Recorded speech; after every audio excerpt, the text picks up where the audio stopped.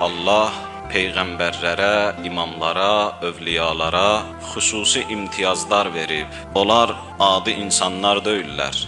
Onlar elmi, əqli, ruhi, kəmalat baxımından çox böyük şərəfə, izzətə, zirviyə malik olan bir insanlardır. Peyğəmbərlər əzəmətli şəxsiyyətlərdir. Həm Allah yanında, həm də insanlar yanında. Allah Taala onlara xüsusi izzət, şərəf inayət eləyib. Bir neçəsin inşallah mən müqəddimə kimi qeyd eləyirəm. Peyğəmbərlər adi insanlar deyillər, əzəmətli ilahi şəxsiyyətlərdilər. Birincisi ona görə ki, onlar ismət məqamına yiyələnmiş insanlar olublar. Onlar məsum olublar, pak olublar. Onların ən böyük izzəti, şərəfi bunda olub ki, şeytan onların ruhuna, qəlbinə müdaxilə eləyə bilməyib. Bu bir xüsusiyyətdir ki, Allah inayət eləyib peyğəmbərlərə, imamlara. İkinci, onlar əzəmətli insanlardılar, adi insanlardan fərqlənirlər, çünki qeyb elmini bilirlər. Allah onlara bu müqəddəs, izzətli, şərəfli dəyəri də bəxş eləyib. Yəni, onlar adi insanların bilmədiklərini, yəni onlar adi alimlərin bilmədiklərini bilə bilərlər.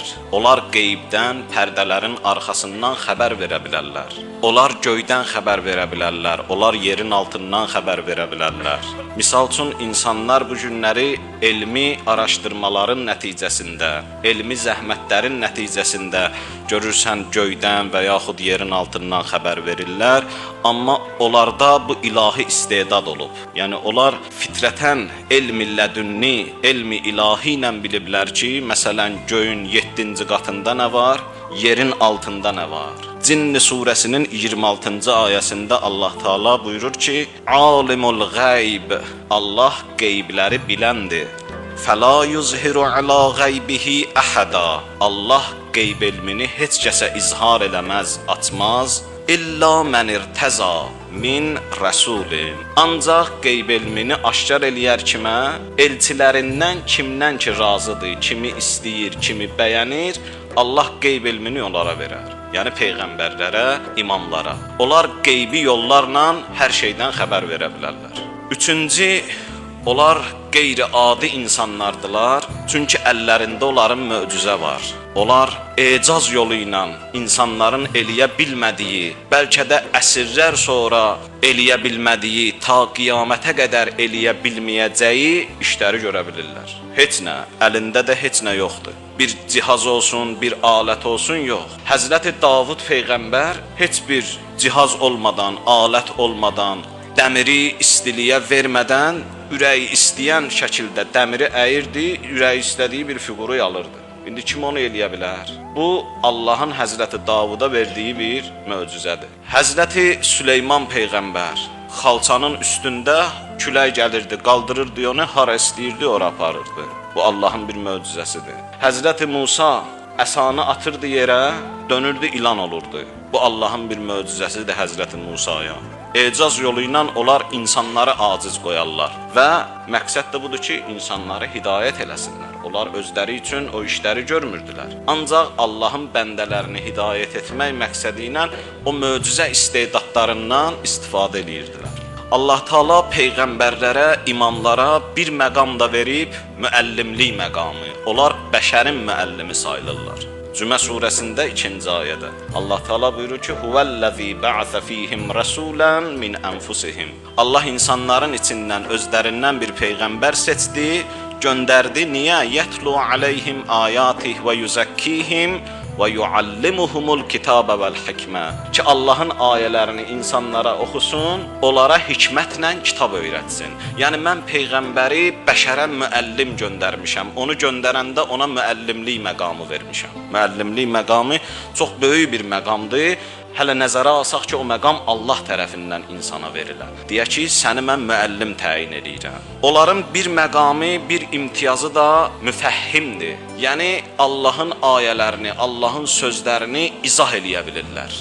Bir var ki, gələ öyrədə, sözü deyə, bir də var izah eləyə, şərh eləyə. Misal üçün böyük bir filosofun bu günləri kitabını götürüb şərh eləməkdən ötürü insanın heç olmasa o filosof qədər də olmasa onun dərəcəsinə yaxın elmi olmalıdır ki, götürsün onu, izah eləsin, şərh eləsin. Peyğəmbərlərə Allah bu məqamı verib. Onlar Allahın sözünü şərh eləyirlər.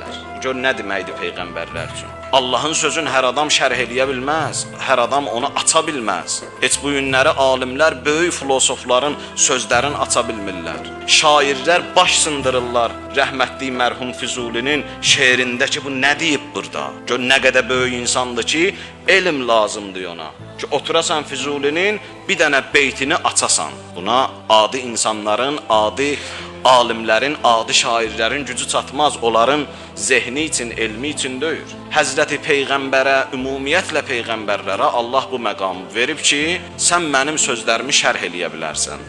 Nəhl surəsinin 64-cü ayəsində Allah bu məqamdan danışır, buyurur: "Və ma ənzəlna aleykəl kitab illa litubayyinə ləhum." Ya Peyğəmbər, biz sənə bu kitabı verdik, bu sözləri verdik ki, cəmaata şərh eləyəsən, açasan. Onların bir məqamı da Allaha sarı dəvətdir. Yəni onlar, Allah ixtiyar verib onlara ki, sən bəndələrimi mənə sarı çağır. Hər adam bəndəni Allaha sarı çağıra bilməz. Bu da böyük bir məqamdır.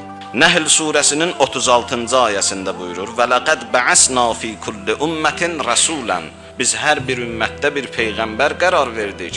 Ən'budullah və ictənibut tağut. Ki insanlar peyğəmbərlərin təlim və tərbiyələrinin nəticəsində Allaha ibadət eləsinlər, tağutlardan da çəkinsinlər. Peyğəmbərlərin bir məqamı da qəzavətdir. Allah onlara ixtiyar verib. Məhkəmə qursunlar, cəmaatın ixtilaflarını həll eləsinlər. Nisa surəsi 65-də Allah bu məqamdan danışır. Buyurur: "Fəla və rabbikə la yu'minun." İnsanlar iman gətirməz, ya Peyğəmbər, hətta yuhakkimuka fima şəcərə beynəhum. Səni öz aralarındakı ixtilafda hakim tutmayınca. Onlar səni hakim tutandan sonra bəlli olar, hə, bunlarda iman var yoxsa yox. O insanlar ki gəlirlər sənin yanına ki, ya Rəsulallah, bizim ixtilafımız düşüb, sən bu ixtilafdan nə deyirsən, nə hökm çıxartırsan? Deyir, onlar sənə müraciət etməyincə onlara mömin demək olmaz. Onda mömin sayılarlar ki, gəlsinlər sənin məsələlərinə hakim tutandan sonra sən hökm çıxartırsan. Sümmə la yecidu fi ənfusihim hərəcən. Sən ki qərar çıxartdın, onlar gərək canı dildən sənin çıxartdığın qərara tabi olsunlar və yüsəllimu təslima. Sənə təslim olsunlar. Onda onların imanları kamilləşər. Ya Peyğəmbər, sən insanların ixtilaflarına hakim mən səni təyin elədim. Bir məqam da var Peyğəmbərlərdə, o da vilayət məqamıdır. Yəni insanlara, insanın özündən də yaxındır. İnsanlara, insanların başlarının ağası sayılırlar. Əhzab 6-da Allah buyurur: "Ən-nəbiyy əvla bil mu'mininə min ənfusihim." Peyğəmbər möminlərə onların canından da yaxındır. Yəni Peyğəmbər insanın başının ağasıdır. Sən özün öz qərarını qoy kənara. Peyğəmbər sənin üçün nə deyir, ona qulaq as. Çünki Peyğəmbər sənə səndən də yaxındır. Sən özünün ixtiyarın sənin əlindədir, amma Peyğəmbərin ixtiyarı daha çoxdur sənə. Bu da Peyğəmbərə verilmiş Allahın növbəti bir məqamıdır. Peyğəmbərlərdə, imamlarda qorxu olmaz. Onlar qorxmaz insanlardılar. Əllezine yubelliğuna risalatillah la yaxşavna ahadan illallah. Allahdan başqa o peyğəmbərlər heç kəsdən qorxmazlar.